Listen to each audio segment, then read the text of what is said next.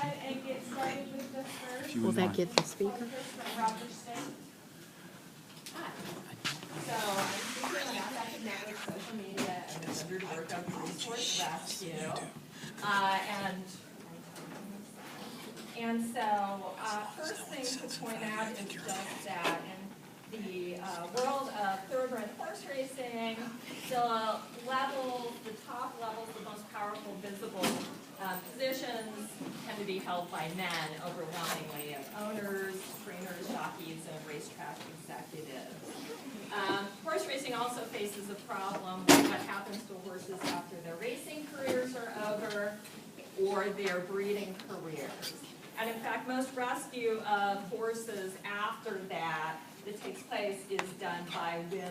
Most major rescue organizations in thoroughbred horse racing in the U.S. were founded by and run by women. For instance, Barbara Kruse in 1997 founded the Acceler Fund based on the web page, but based on the fact that a racehorse named Acceler, who had been sent to stand instead in Sweden, died in a slaughterhouse, and you can sort of see the progressive story of him on the top of this web page. Yeah, in 1997, he died in a Swedish slaughterhouse. So much of this maps onto the gender division of labor that we see in caring work overall, where it's expected to be done by women, emotional and affective labor, and much of it without compensation. So there's a growing focus in media studies overall on the emotional labor in social media. For instance, overall, in terms of looking at social media and affect or emotion, it takes some time to distinguish between those here. But for instance, Papa Kruse and Oliveira point out that the always-on nature of the internet, including the instantaneity of social media platforms like Twitter and Facebook, allow for the ongoing participation in affective streams that combine fact, opinion, and emotion. And their research was on the Arab Spring in 2011. Large-scale and small-scale activism takes advantage of this nature of the platform, and that includes, in the case I'm looking at, rescuing individual racehorses. So to look quickly at a couple of cases. One is a racehorse named Scat Thief, who was the son of a Breeders' Cup Classic winner and had a fairly successful racing career, but in 2012 he was spotted, identified by his lip tattoo in California in a livestock auction lot, an auction populated by kill buyers. These are brokers who buy horses to sell for slaughter, in this case in Mexico. And his photo, where he doesn't look particularly unhealthy, just scruffy and neglected, was widely circulated by Carolyn Betts on Facebook and Twitter. And there's a time-sensitive nature to this in terms of she wanted to raise enough money to be able to bid against kill buyers at the auction, and so had to raise the money for both buying him and a year's care so he could be supported in a very short period of time. And indeed, the money was raised in 90 minutes. Another rescue bid and rescued him, so he had a happy ending. And there's the issue of why did so many people donate on a fairly small scale level. And that's where we want to think about the importance of the image and its relation to emotion. And certainly in animal rescue online, we've probably all seen images related to animal rescue online. In terms of looking at affect and images and the internet, Tiziana Terranova talks about how images circulated in network culture provoke autonomic responses filtered through but not entirely subsumed by our social and cultural frames.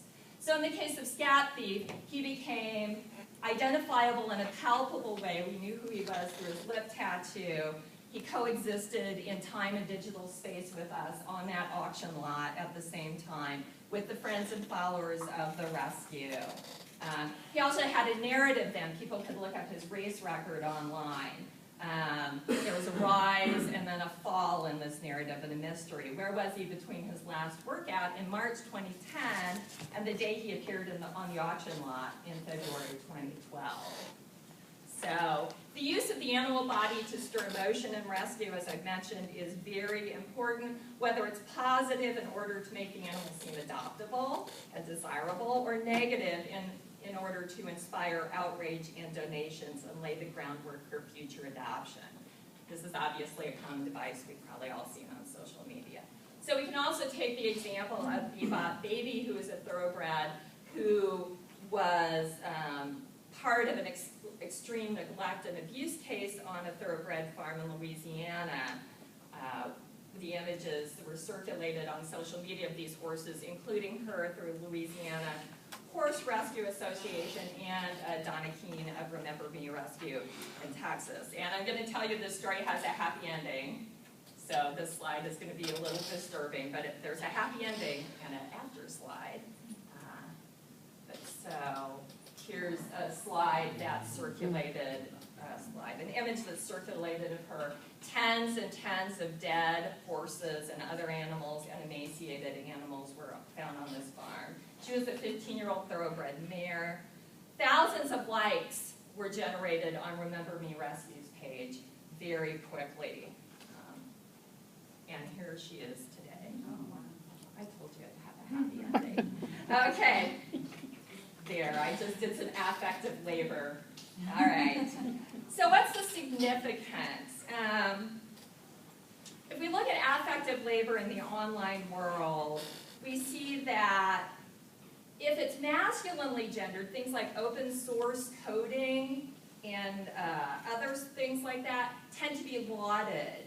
Femininely gendered emotional labor, like running forums, something I did online from like 1993 till 2012, tends not to be so celebrated. But also the work of just making connections online. In the case of Racehorse Rescue, you're making connections, and often it involves the expenditure of lots of labor and lots of money and lots of time. It's not cheap.